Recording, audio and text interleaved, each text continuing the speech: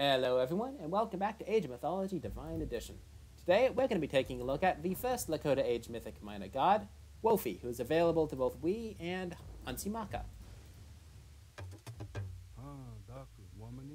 Oh, that's a convenient town center.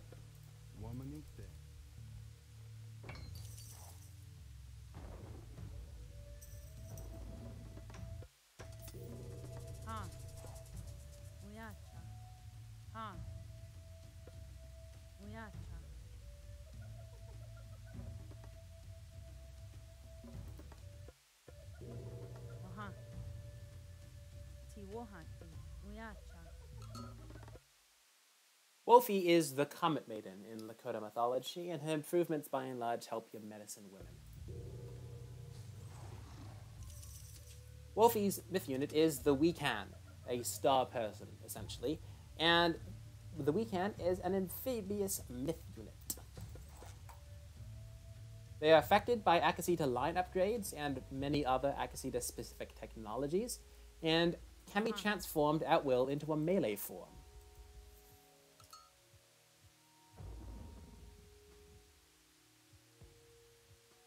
So if we send them over here,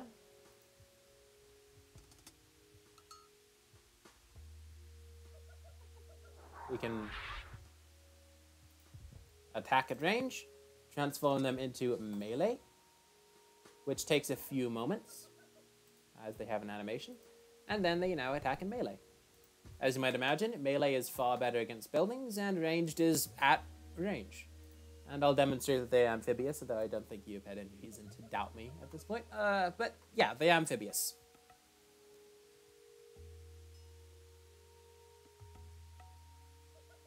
Be aware that this does mean that they have a little bit of pathing issues, so they like to stand further apart from each other than you might like. But for a ranged unit, that's actually not a bad thing, because it means that they can stay further apart from things like a Son of Osiris, or a God Power, or anything else, really, that likes to attack bunched up units.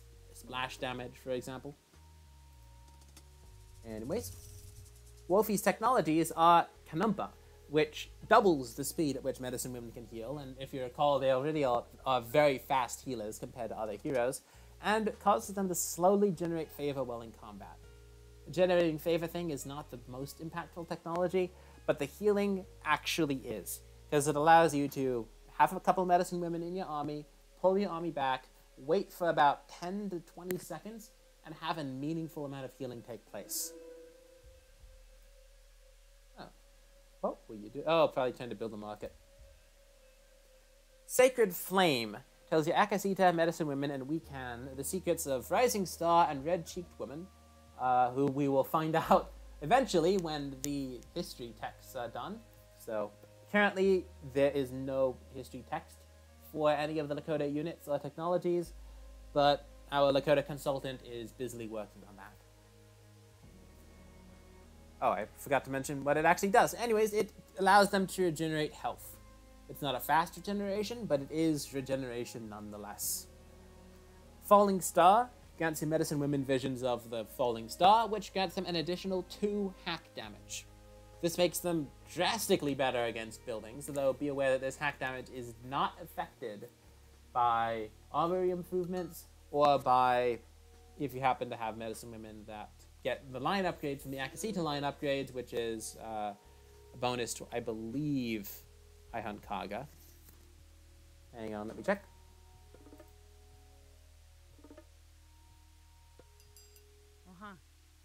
Yep, it's High Hunt Kaga, not Unsimaka.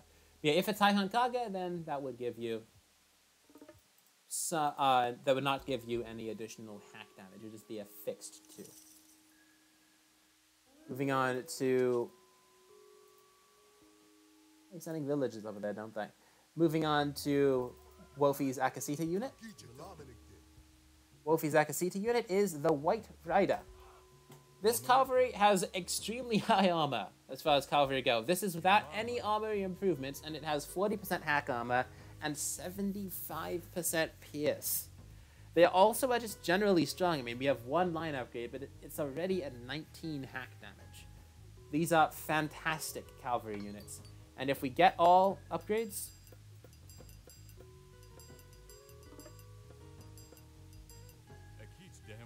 we can see that they have 81% pierce armor, taking less than a fifth of the damage and of pierce attacks. And they have 56% armor, taking significantly less than half hack damage, and doing 27 damage a second with 253 HP. The only downside of them, really, is that they cost 40 food and 30 gold, plus 70 food and 50 gold, making them cost a total of, that would be 110 food and 80 gold.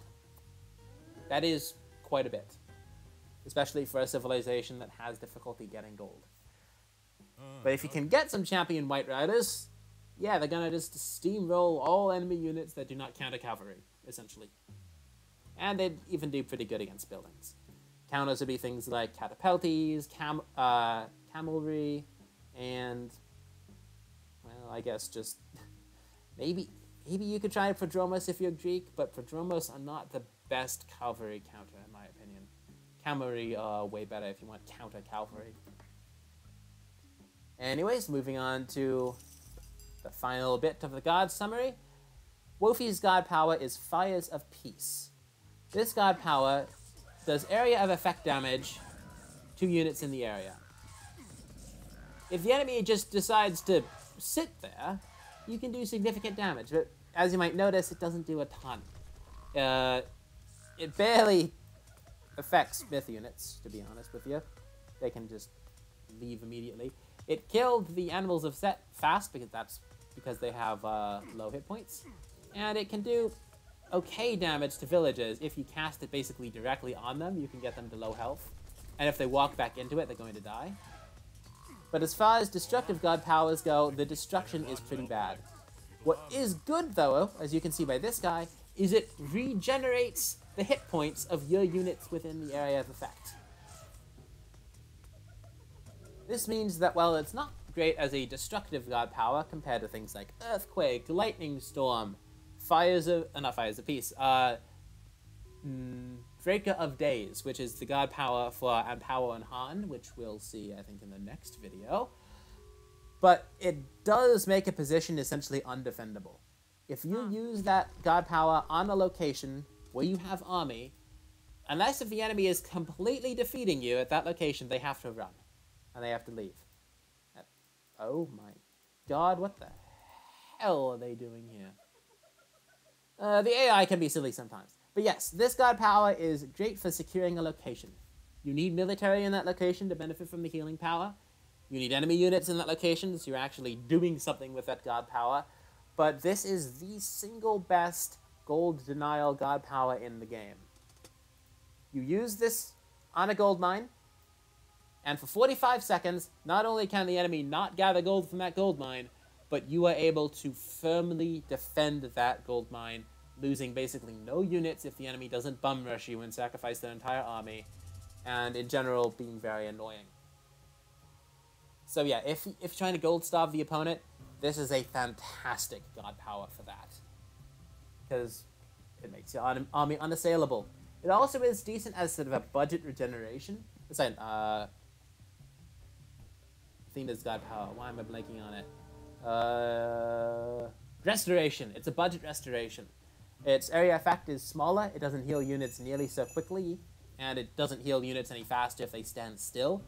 But it is still a strong healing effect. I should also mention, of course, it doesn't do a ton of damage to something like a Titan. And if you want it to destroy a Migdal stronghold, you're going to be there for a while. But yeah, its main use is not as damage. It's as damage plus keeping your army alive. So you can think about it as sort of an immortality god power of sorts. Similar to Restoration, just a Mythic Age equivalent that's way better. Anyways, all, that's Wohpe. I hope you have a nice day.